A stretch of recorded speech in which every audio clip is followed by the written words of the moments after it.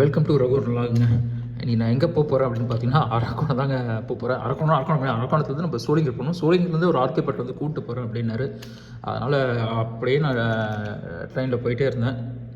அப்படியே வெளில போகிறேன். செம்ம குளிருங்க. அப்படியே வெளியில் எட்டி பார்த்தேன் எப்படா இருக்குன்னு கிளைமேட் பார்க்குறேன். செம்ம கிளைமேட்டுங்க. அதான் சென்னையை தாண்டா கொஞ்சம் மரம் செடி கொடிலாம் அப்படியே இருக்கும். கண்ணுக்கு அப்படியே பசுமையாக இருந்தது. ஆனால் செம்ம குளிராக இருந்தது. நல்ல வேளை நான் ஃபுல் அண்ட் ஷர்ட் போட்டதுனால எனக்கு அந்தளவுக்கு குளிர் தெரில. அப்புறமா ஸ்டாப் வந்தது. அப்புறமா இறங்கி நான் அரக்கோணத்தில் இறங்கிட்டு அங்கேருந்து ஒரு பஸ்ஸை பிடிச்சேன். அதுக்கப்புறம் நான் சோளிங்கர் போனேன். சோளிங்கரில் இறங்கணும். மணி 8:30 மணி ஆச்சு. 8:30 மணி எனக்கு பஸ் எடுக்க ஆரம்பிச்சு. அப்படியே என்ன பண்ணுவேன், அப்படியே என்ன பண்ணேன், ஒரு ஹோட்டலுக்கு போனோம்னா அங்கே ஹோட்டல் சிம்பிள் சின்ன ஹோட்டல் தாங்க. ஆனால் சூப்பராக வச்சுருந்தாங்க. ஒரு ஐஃபை தெரிஞ்சுதுங்க. அந்த லைட்டிங்கு அதெல்லாம் பார்க்கும்போது நல்லா இருந்தது. நல்லா இருக்கடே அப்படின்ட்டு டக்குன்னு உள்ளே போனேன். பரவாயில்ல, ஒரு 5 இட்லி ஒரு வடை சாப்பிட்டேன். திருப்தியாச்சு. அதுக்கப்புறம் அவர் கால் பண்ணோன்னே அப்படியே அவர் கூட ஏறி அப்படியே அவரோட ஃபார்முக்கு போயிட்டேன். அப்படியே ஃபார்முக்கு போகலாம் அப்படின்னு நினச்சேன். ஆனால் ஃபார்முக்கு போட்டு போகல. அதுக்குள்ளாடி அவரோட ஷாப் ஒன்று வச்சுருந்தாரு, இயற்கை அங்காடி. அங்கே இருந்தாங்க ஸ்டார்ட். வெல்கம் டு ரகுர் லாக். நீங்கள் நான் எங்கே வந்திருக்கேன் பார்த்தீங்கன்னா அரக்கோணம் தான் வந்திருக்கேன். அரக்கோணத்தில் ஒரு இயற்கை விவசாய சந்திக்க தாங்க வந்திருக்கேன் நான். இவர் பார்த்தீங்கன்னா 5 ஏக்கர் வச்சிருக்காருன்னாருங்க. அப்போ 60 ஏக்கர் லீஸுக்கு எடுத்து பண்ணிட்டு இருக்காரு. இவர் பார்த்தீங்கன்னா எல்லா பொருளையும் வந்து உற்பத்தி பண்ண பொருள் அவரே வந்து மதிப்பு கூட்டி பண்றாரு. அவர் என்ன சொல்றாருன்னா, வாழைப்பழத்தை வந்து அப்படியே கடையில மடியில கொடுத்தா 5 ரூபா எடுக்கிறாங்க. மதிப்பு கூட்டி விற்றா 600 ரூபா கிடைக்குது அப்படின்னு. மதிப்பு கூட்டின்றது வந்து இப்போ வந்து வாழைப்பழத்தை என்ன பண்ணுவாங்க, டிரைவர்ல வச்சு பொடியாக்கி தூள கொடுப்பாங்க, இல்ல சிப்ஸ் எத்தனா பண்றதுக்காக அப்படியும் பண்ணுவாங்க. என்ன பண்ணிருக்காங்கன்னா, லட்டு ஒன்று கொடுத்தாருங்க எனக்கு. இது என்ன லட்டுன்னு பார்த்தா முருங்கல செஞ்ச லட்டாங்க. லட்டு எனக்கு எப்படி செய்வாங்கன்னு எனக்கு தெரியாது. ஆனா இது ஃபர்ஸ்ட் டைம் முருங்கல் லட்டு பார்த்துருக்கேன். அதான் கொடுத்தாரு. ஒன்று சாப்பிட்டேன். செம்ம டேஸ்டா இருந்ததுங்க. டேஸ்ட் அந்தளவுக்கு ஒரு டேஸ்டா இருந்தது. முருங்கை சாமை எதோ சேர்த்தனாரு. ஃபர்ஸ்ட் வெள்ளம் தான் ஆட் பண்ணிருக்காரு. வெள்ளம் வந்து லட்டு ஏதோ ஒரு மாதிரி ஆயிருக்கும். அதனால முழுக்க லட்டு இதுல வந்து சாமை, அப்புறமா முருங்கை இலை, அப்புறமா வெள்ளம் ஏதோ சேர்த்திருக்காருங்க. அதுக்கப்புறம் ஏலக்காய் மட்டும் வெளியில வாங்கலாம். இது அவர் பண்ணையிலேயே உற்பத்தி பண்ண பொருட்களை வச்சுதான் இந்த லட்டு செஞ்சிருக்காரு. லட்டு செம்ம டேஸ்ட்டுங்க. பாருங்க, இவரோட இதை பாருங்க. எல்லாம் உற்பத்தி பண்ண பொருள் தான். அப்புறம் உற்பத்தி பண்ணதை அவரே விற்பனை பண்றாரு. எதுக்காக அப்படின்னா, மதிப்பு அதான் பொருளை அப்படியே விற்றா லாபம் கிடையாது.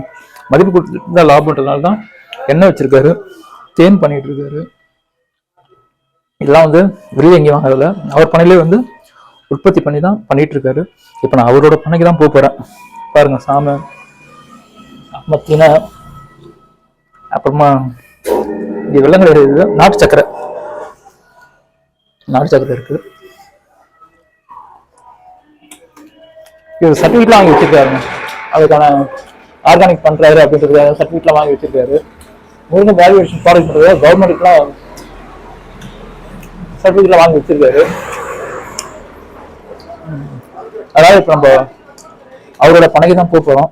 அவர் என்ன மாதிரி வேலைகள் பண்றாரு, என்னென்ன விவசாயம் பண்றாரு அப்படின்றத அப்படியே லாகா பார்க்கலாங்க. இங்கேருந்து கிளம்பி அடுத்த இடத்துக்கு போகலாம் அப்படின்னு நினைக்கும் போது அப்போ என்ன பண்ணாரு, அவர் ஒரு முருங்கை சூப் ஒன்று கொடுத்தாருங்க. முருங்கை பவுடரில் சூப் ஒன்று கொடுத்தாரு. ஆனால் நல்லா இருந்ததுங்க. நம்ம எப்பவுமே மட்டன் சூப்பு, சிக்கன் சூப் சாப்பிட்ருப்போம். ஆனால் முருங்கை சூப் வந்து நல்லா இருக்குது. சிம்பிளாக சுடு தண்ணியில் அந்த பவுடரை போட்டு கொடுத்தாரு. நல்லா இருந்ததுங்க. ஏன்னா முருங்கை அப்படின் போது அதில் இரும்பு சத்து நிறைய இருக்குங்க. அதனால் அப்படியே குடிச்சிட்டு அப்படியே அடுத்த இடத்துக்கு போக ஆரம்பிச்சிட்டேங்க. இவங்க பார்த்தீங்கன்னா 60 ஏக்கரில் விவசாயம் பண்ணிட்டு இருக்காங்க அப்படின்னா, அது மட்டும் இல்லாமல் இவங்க பாருங்க, தேன் பண்ண வச்சிருக்காங்க.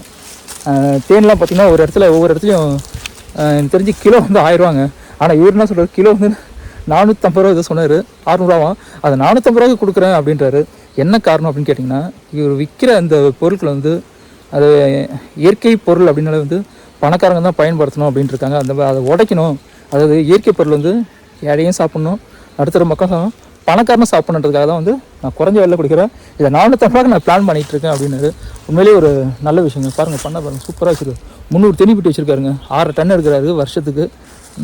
நல்ல ஒரு விஷயங்க. அடுத்தது என்ன பண்ணியிருக்காரு அப்படின்னு பார்ப்போம். மாட்டு பண்ணை வச்சுருக்காராம். அங்கே தான் போகிறோம். அடுத்தது நம்மளோட பண்ணைக்கு தான் வந்திருக்கோம். ஒரு தாய்க்கன்று வாங்கி வச்சாராங்க. இப்போ அவர்கிட்ட ஒரு 10,000 தாய்க்கன்று வாங்கி வச்சுருக்காரு. இந்த நிலத்தில் அவர் வந்து விவசாயமே பண்ணுறதில்ல அப்படின்றாருங்க. ஆனால் மகசூல் நல்லா கிடைக்குது அப்படின்றாரு.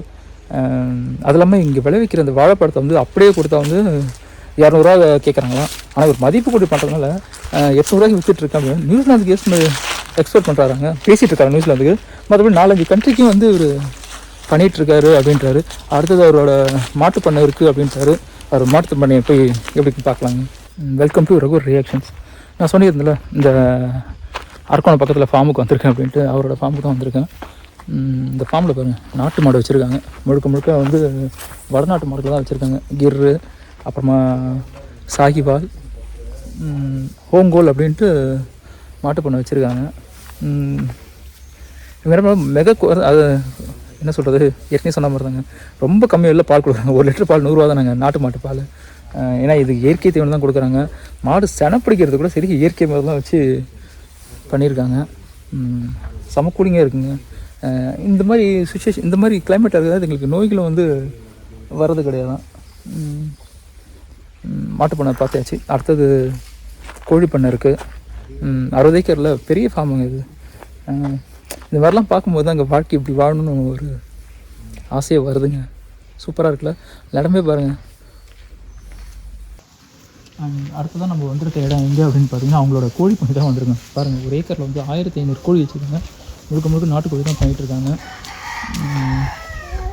இந்த கோழிக்கு அடக்காக்கிறது கூட பாருங்கள், ஃபுல்லாக அவங்க உள்ள பாருங்கள் இதெல்லாம் காய் வச்சுருக்கு. அடை கூட வந்து பயில தான் வச்சுருக்காங்க. அந்த ப்ரீடிங் முட்டைலாம் போட்டுருக்காங்க. ஏன்னா முழுக்க இயற்கையிலேயே வந்து பண்ணிட்டுருக்காங்க. இந்த கோழி பண்ணை கூட அதுக்கு தீவனம் கூட பார்த்தீங்கன்னா தனியாக அதுவும் போடுறதில்ல. அது கீழே என்ன கிடைக்குதோ அதை சாப்பிட்டு தாங்க இந்த கோழியை வந்து வளருது.